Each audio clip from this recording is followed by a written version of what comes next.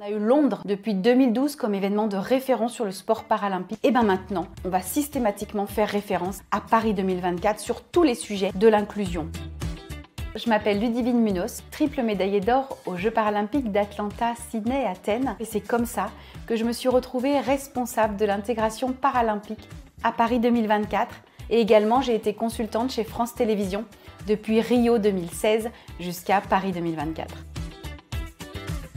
Ma mission, c'était de faire connaître toutes les spécificités des Jeux paralympiques à l'intégralité des intervenants du projet de Paris 2024.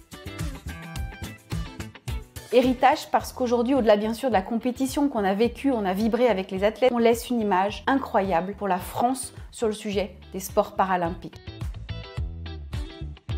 Aujourd'hui, on peut le dire, c'est les Jeux les plus inclusifs de l'histoire des Jeux olympiques et paralympiques. C'est le président du Comité international paralympique, Andrew Parsons, qui dit maintenant à tout le monde qu'on a eu Londres depuis 2012 comme événement de référence sur le sport paralympique. Et bien maintenant, on va systématiquement faire référence à Paris 2024 sur tous les sujets des Jeux paralympiques et donc de l'inclusion. On a poussé certaines dimensions qui n'avaient jamais existé. Nous avons accueilli 2400 volontaires en situation de handicap qui en plus sont restés avec nous pendant la partie paralympique parce que justement ils ont été bien accueillis et bien accompagnés dans leur mission. Jamais on n'avait été jusqu'au prêt de fauteuil roulant, jusqu'à de l'audio-description sur de nouveaux sports avec le parajudo, avec le judo et également avec la natation et la paranatation. Et on a intégré de l'innovation avec des tablettes tactiles pour sentir le mouvement du ballon. Ce qu'a fait la ville de Paris sur ces fameux 17 quartiers d'accessibilité augmentée est une belle démarche. Parce que tout nouveau bâtiment, on le sait aujourd'hui, répond à des critères d'accessibilité qui sont réels, qui sont présents. En revanche, il y a encore tout un travail à faire au niveau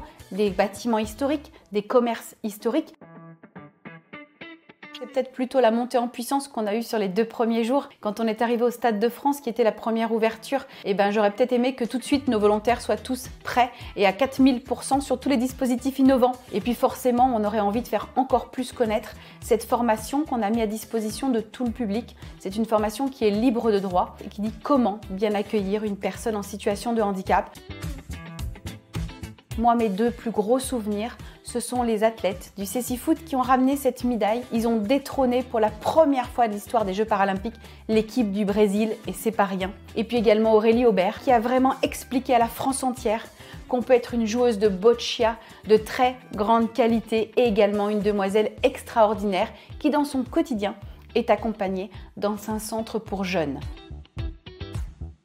Ce qui est important dans ce qu'on va garder de cette période, c'est de continuer à accompagner les pouvoirs publics, les différents ministères à poursuivre la communication autour, j'ai envie de dire, des talents, des personnes en situation de handicap. Sur par exemple cette fameuse annonce de Madame Pécresse sur l'évolution et l'accessibilité du métro demain. Puis également comment on va être capable demain d'encore plus diffuser du sport paralympique pour justement continuer à faire connaître cette différence. Pour continuer à pousser tous les sujets, nous avons la loi de 2005 qui aurait besoin d'être vraiment mise à jour pour s'adapter aux actualités et puis pour s'adapter aujourd'hui aux besoins et à l'autonomie de chacun. Mais il y a aussi tout le comportement humain. Beaucoup de barrières se résolvent rapidement. Moi, dans une école, il y a très peu de jours, je suis allée partager mon expérience. J'ai monté les 3 étages pour me rendre compte après qu'il y avait un ascenseur parce qu'il était caché derrière une porte et que l'organisateur n'a pas eu le réflexe de me dire qu'il y avait un ascenseur. Je suis certaine aujourd'hui que cette montée en compétences, elle s'améliore au quotidien. Beaucoup de personnes soulignent aujourd'hui justement la bonne compréhension et l'envie des gens